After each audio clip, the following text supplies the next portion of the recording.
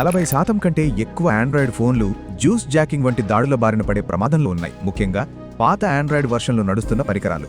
RBI కూడా public USB charging పాయింట్లను ఉపయోగించే ప్రమాదాల గురించి వినియోగదారులను హెచ్చరించింది. పబ్లిక్ యూఎస్బీ పోర్ట్లు విమానాశ్రయాలు, స్టేషన్లు, కెఫేలు మరియు హోటళ్లలో కనిపిస్తాయి. అవి సౌకర్యంగా కనిపించచ్చు, కానీ యూఎస్బీ పోర్ట్లు పరికరాలను ఛార్జ్ చేయడం కంటే మరిన్ని పనులు చేయగలవు. అవి వ్యక్తిగత డేటాను కూడా బదిలీ చేయగలవు. ఒక పరికరాన్ని హ్యాక్ చేయబడిన ఛార్జింగ్ పోర్ట్లో ప్లగ్ చేసినప్పుడు ఒక రహస్య డేటా కనెక్షన్ ఏర్పడవచ్చు. ఈ కనెక్షన్ దాడి చేసేవారికి పరికరం నుండి వ్యక్తిగత డేటాను కాపీ చేయడానికి అనుమతించవచ్చు. కొన్ని సందర్భాల్లో హానికరమైన సాఫ్ట్వేర్ను కూడా ఫోన్లోకి పంపవచ్చు.